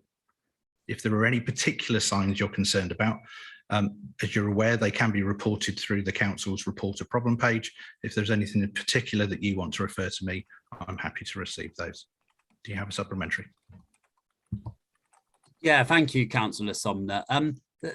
The question was, the signs within the district can quickly show the level of pride that we have in our area, and what are you doing regarding the dreadful state of the signs? But the answer seems to have been just around the highways and the safety aspects of the signs, rather than the civic pride of driving into our towns and being met with signs that aren't covered in moss and that help create that broken window syndrome that is very well documented. So just pushing back, Councillor Sumner, Would you, as the portfolio holder, agree that it's important that signs are maintained also for civic pride as well as for safety and risk? Thank you, Councillor Dillon. I think the honest answer to that is we need to prioritise, with the resources and the funds that we have available, safety first and foremost to the users of the highways. Would it be nice to be able to make sure the signs are cleaned on a weekly, monthly, 6-monthly basis? Yes, of course it would. The reality is that we are not in that position, and we prioritise safety first. Thank you both. Can we move on then to question D on the agenda, which is Councillor Vickers to Councillor Sumner. Thank you, Leader. Thank you, Councillor Vickers, for clarifying you on either Councillor Allen or Councillor Moore. The travel plan for the housing at the racecourse included provision for a car club, as you well know. This commitment was combined with the council's desire to see a car club for the central Newbury area and the opportunity to bid for government funding to establish such an initiative. As part of the car club for Newbury, there has been a dedicated space and car immediately adjacent to the racecourse since the beginning. The decision to site the car just outside the new housing development was to try and encourage use from existing residents in the Eastfields area, as well as residents of the new housing, thereby maximising potential for impact and success. As the site was built out further to the east, space was allocated for an additional car club vehicle, which would be an electric car. Now that there is a new operator of the car club on board, this additional car will look to be established to serve the wider site. The commitment is there through the travel plan to see this happen and provide this facility on the development. Do you have a supplementary? Yes, I do. My point really is that, you know, the contribution made by developers, and I was very pleased that the Newbury Racecourse was the first to actually make the offer, can be other than cash. It can be to provide the land, the site, for cars, for a car club to park. And I thought this was going to be how they were going to make a real contribution and not just allowing Newbury Central residents. So can this aspect be taken on board, particularly with Newbury Racecourse? We still don't know whether this space, the far end of the racecourse that I believe is coming, is going to be on the public highway or on the racecourse land on one of their private parking areas. So could we clarify that, please? Yes, I'm happy to make sure officers get that clarified for you. I think it's important to say that we need, of course, we need to select sites carefully. What we don't want to be doing, and I believe it's happened in other areas, is to put a car and a space in one area and for everybody only in that area to think it's for their use and everybody outside of that area to think it's not for their use. So we do need to be careful with this. I think that the difference with the offering from Enterprise is the volume, it's the size, the scale, and the locations will be such that it will, I believe, achieve what you're trying to achieve. Thank you both. We're now going back to Councillor Vickers for another question for Councillor Sumner. Sorry, everyone. Thank you again for your question, Councillor Vickers. The Council is ambitious in its response to climate change and its desire to be carbon neutral by 2030. It has reorganised its structure in recognition of the key areas that will deliver change and has developed. Councillor Sumner, the wrong question's on the screen. It should be question E, Clark. Thank you, Councillor Dillon. Okay. Yeah, that's it. I shall start again, just for clarity. The Council is ambitious in its response to climate change and its desire to be carbon neutral by 2030. It's reorganised its structure in recognition of the key areas that will deliver change and has developed a new environmental delivery team staffed by enthusiastic and experienced officers ambitious to promote all measures that will deliver our goals.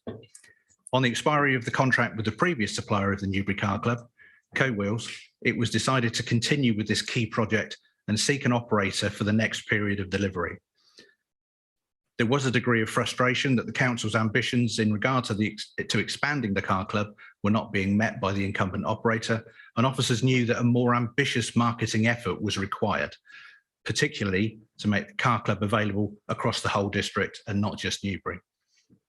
Enterprise came out of the competitive process, the best company and well prepared, as I've just said, with a well prepared bid and references that demonstrated their ability to deliver and grow car clubs when working with local authorities. The bid made it clear that the council's contribution to the car club would be wholly directed towards a multi-channel marketing effort, with Enterprise picking up all operational costs, including the installation of charging points for car club electric vehicles. The figure of up to 50 car club cars across the district was not specifically mentioned in the tender response, but emerged in conversations and briefings with Enterprise as publicity was given to the new contract. This was a bold ambition, fully supported by the council, but its delivery will depend on prevailing operational and planning environment. The council is pleased that after your initial reservations over the appointment of Enterprise, you're now fully behind our current ambitions and the ambition of Enterprise to deliver with them in partnership. However, the West Berkshire Car Club evolves over the period of the contract and any follow-on contract. We hope to be able to work together with the overall ambitious delivery without unnecessarily being fixed on a particular number of vehicles. The overall definition of success is broader than that and includes awareness, changing behaviours, utilisation, and a whole new approach to personal mobility. And the council has that ambition. Do you have a supplementary? Yes, I do. Yes, an interesting point in your answer about the contractor, i.e. Enterprise, paying for the entire costs of the installation. Back to the previous question, really, there's a link there. There's quite a cost in the statutory process of dedicating a charging point, particularly if it's on the public highway, to EVs. And I think that may be one of the things that's holding it up, because it's, it's officer time. So will perhaps there be a contribution by Enterprise towards the costs, which may be in the planning side or it may be in the highways side, for making sure that the legal processes go through in sync with the actual physical installations? I think that's where we work together with Enterprise to achieve. And again, as I said previously, this isn't all about reserving a space on the side of the road. This also includes pounds that they already have existing in areas. I know there's one reasonably close to me in Reading. I know there's one in Newbury, and it's utilising that to effect as much as anything else. Thank you both. Councillor Moore, lovely to see you. Yes, you're welcome to take a desk or stand wherever is most convenient. Councillor, this is question F on our agenda this evening, which is to Councillor Sumner. Yes, thank you, Leader. And thank you, Councillor Moore, for your question.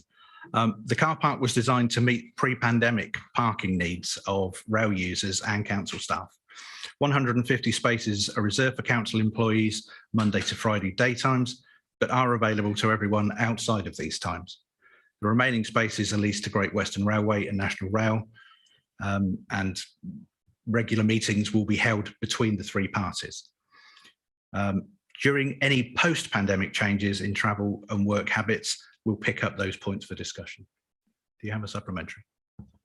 I do, thank you. Thank you for your answer. I'm interested in what possible arrangements might be made for the residents of Market Street and their guests when outside peak hours.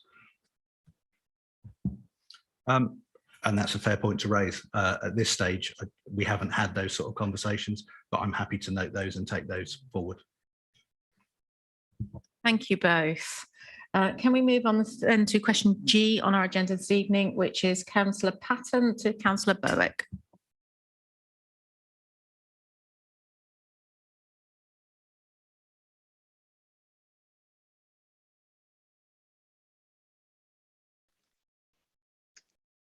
During the pandemic, there have been various funding streams which have been used to cover the cost of allocating vouchers to free school meal children and children who are deemed vulnerable.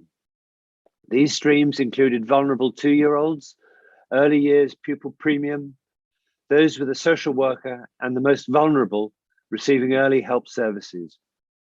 I can give you a more detailed breakdown if you like, but the total funding until the return to school was £642,000. This funding ended during the summer holidays, and we communicated to families that this was the case. In addition, we had a further grant of £404,000 to cover the hugely successful holiday activities and food programme that I've spoken to you about before, making a total of the best part of £1 million that will have been spent supporting our families over the past year until New Year. On the 6th of October, we received notice that we were to receive a new grant to help households facing financial difficulties over the winter months. This grant came with new guidelines that said the funding was to cover both households with children and households without. We decided that our priority was to enable all eligible recipients to gain access to this fund as quickly as possible and prioritize getting this application online prior to the October half term so that everyone eligible could access. I believe we were one of the first local authorities in the country to do so. Recognizing the financial pressures that the festive season can bring to families, we agreed that free school meals vouchers would be a welcome top-up to this funding for families with eligible children. Arrangements are already in place to allocate vouchers directly to those eligible families for the Christmas holidays. Do you have a supplementary? Yes, I do, Councillor Berwick. Thank you. I didn't hear you mention half term there and the fact that there were no food vouchers available for half term. But the main point is that the council has a collective reserve of 22 million, I think. It seems stingy in the extreme that you couldn't consider a minuscule fraction of that to provide those school vouchers for those hungry children at half term. Would you agree?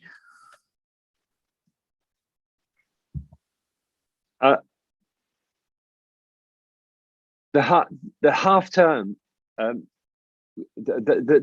new fund that I mentioned is covered by covered half term. So if anybody needed support during the half term, they could have applied for it. We implemented the new fund that I spoke about as quickly as possible, so it was available for families to access during half term. Thank you both. Can we therefore move to question I on our agenda, which is Councillor Brooks to Councillor Richard Sumner. Thank you, Leader, and thank you, Councillor Brooks, for your question.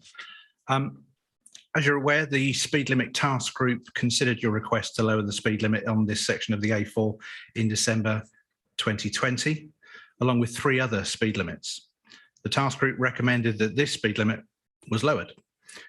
These 4 projects were then included in the Network Management Minor Works programme for this financial year. The Traffic and Road Safety team is responsible for implementing changes to speed limits, but please bear in mind that this team was at the forefront of the Council's response to the COVID-19 pandemic and in terms of effects on the highway. And the pandemic resulted in a change of priorities for many staff, particularly the traffic team. Various measures implemented on the highway in response to the pandemic were resourced at the expense of pre-existing projects on the 2021 Minor Works programme. And as a result, many schemes on the programme were delayed and had to be deferred until 21-22, including speed limit changes agreed at the 2019 speed limit review.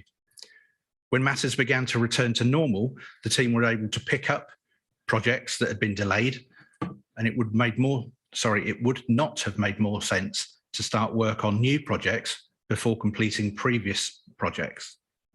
So work on this speed limit did not begin until well into the current financial year. Changes to speed limits involve statutory consultation processes in order to create new traffic regulation orders using powers under the Road Traffic Regulation Act 1984. The latest position with the speed limits agreed in 2020 is that the traffic team has completed the process of detailed site surveys and defining the extent of the new limits, and the information has been given to colleagues in the legal services team to draft the new orders. When this has been done, there will be a statutory consultation period. If no statutory objections are received, the new speed limits can be brought into force relatively quickly, but any objections will need to be the subject of a separate report to determine how to proceed. Do you have a supplementary? Yes, I mean, it's interesting your response, Councillor Sumner, given that your officers themselves said it was simply a staffing issue, and there's a struggle to get highways engineers across the country at the moment. So that seems very different to what we heard from your officers directly. However, these are, as you said 3 or 4 times, minor works. And I wonder if you would review the processes in place. Just think about what you said. Lots of design and consideration is put into this by engineers before you go out to consultation, at which point you may get so many objections you don't go ahead with the scheme.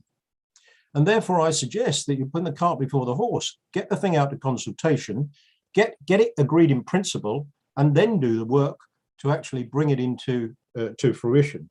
So my question, I'll repeat it in that in what I've said.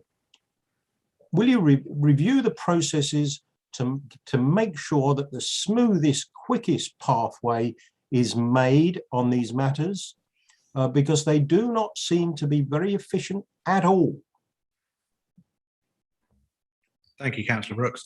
I think I've said in previous responses that I am keen to continue review of the processes that are followed. The way that we have approached it now is already changing, already being developed. And I stand by the response that I gave, and I stand by the officers and the work that they put in. There is no point, in my view, in going out in principle and then coming back and doing a design and then going back out for consultation and then finding you've got a problem. So, well, you can shake your head, Councillor Brooks, but... Well, I can't speak, so that's all I can do, isn't it? It is, yeah. The position is that we have technical experts that will design something to achieve what has been agreed at the review meeting. And it is right and proper that the technical experts look at what can be done rather than what might like to be done, and then find out it can't technically be delivered. I stand by what they do. Their work is excellent. Thank you Been both. waiting 12 months now. Seeing Councillor Brooks not speak would be an interesting one, Councillor Brooks. I'm sure you've had your opportunity. I let you go on for quite some time there without getting to your supplement. Thank you very much, Peter. You're very, very magnanimous. Okay, everybody. Can we move on to question J, which is Councillor Vickers to Councillor Sumner? Thank you, Councillor Vickers, for your question. The provision for facilities for lorry drivers is a nationwide issue, particularly in proximity to national gateways, the strategic road network and other major freight generators. Regulations on drivers' working hours and long haulage distance means that drivers are often required to take mandatory overnight breaks. Locally, this results in a demand for lorry parking on both the M4 and A34 corridors, as well as freight traffic generated by the district's own economy. In terms of lorry parking on the strategic road network, West Berkshire is well catered for, with almost 300 spaces at the motorway service stations of Reading and Cheveley and Membry, plus a further 27 spaces just south of the district on the A34 at Tot Hill. The motorway service stations typically offer drivers with the opportunity to use bathroom facilities, cafes and shops, although there is a cost for stays in excess of 2 hours. There are a number of ways that coordination of work to improve HGV driver facilities can be tackled. Through the planning process, we ensure that lorry parking issues are considered in line with requirements of the National Planning Policy Framework.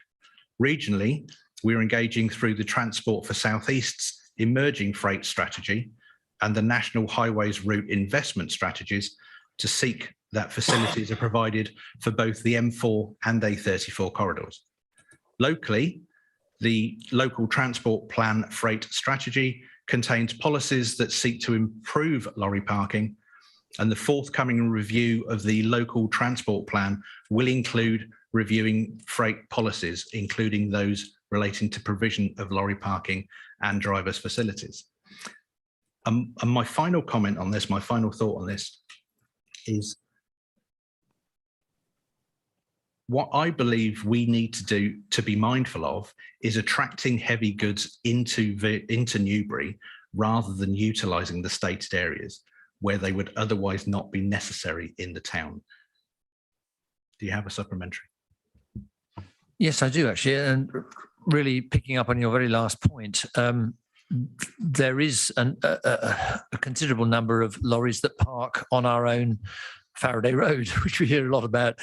And of course, if that's going to be redeveloped, those spaces are going to be needing to be re-provisioned. And I think there is quite a need for us to look at spaces which are off the highway network, specifically because these are lorry drivers whose destination was Newbury, but because of the clock having run, they have to stop. So I think we need to look at that particular issue. Yeah, do you agree? I would agree with that. I think that's absolutely a sensible position to adopt. And that is the difference. The difference for me is between attracting HGVs into Newbury that wouldn't need to be coming into Newbury and HGVs that are working and delivering in Newbury, or based in Newbury, because let's be honest, there are a few of those as well. So, and it's not just Newbury, it's the surrounding area as well. But yes, as a point, it is valid. Yes. Thank you both. Thank you, Councillor Vickers. I understand you have to leave now, so thank you for attending this evening. Can we move to the final question on this evening, which is L to Councillor Richard Sumner from Councillor Jeff Brooks. Yes, thank you, Leader. I know that's confusing to members. Councillor Wollaston thought I hadn't enough to say this evening, so he's offered me this one as well. Thank you. Thank you again, Councillor Brooks, for your question. Road closures for events on the highway require a legal order to be made. In some cases, mainly for larger events or events on main roads, it's necessary to advertise the order in the local newspaper, and this will incur costs. However, for small street parties on minor residential streets, it is not usually necessary to advertise the closure in advance, and therefore no charge is made. I would envisage that the majority of street parties for the Jubilee will fall under the latter, and there will therefore be no charge. I would advise anyone planning such a party to contact the Council's Traffic Management and Road Safety team at the earliest opportunity to make the arrangements. Further information on the process and an application form are available on our website. Do you have a supplementary? Well, we end on a bit of agreement here, Councillor Sumner. Well done, you, the man who might have saved the street parties. Now, would you therefore issue a press release to that effect? It's all very well buried in the website, and people will forget your worthy words soon after this meeting. So I would like to see some public announcement that people should start planning their street parties unless they're on, you said, a large road. You might want to define what is a large road, a major road. Obviously, we don't want a street party on the A4, but it might need some sort of just clarification of that and a wider public awareness of that, because I'm hoping they will start planning their parties now. So would you undertake that for me, please? I am happy to generate some posts on social media and adverts in the press if that would be beneficial. Yes. Thank you both. Looking out. Okay, we now move to item 11, which is exclusion of the press and public. I believe members, I'm happy to propose that members of the press and public are excluded. Does that find a seconder? Does indeed. Therefore, can I ask that all members of the executive raise their hands if they are happy to exclude members of the press and public at this point? I take that as carried. Thank you for joining us. And can we make sure our attendees are just internal as well, please, Stephen.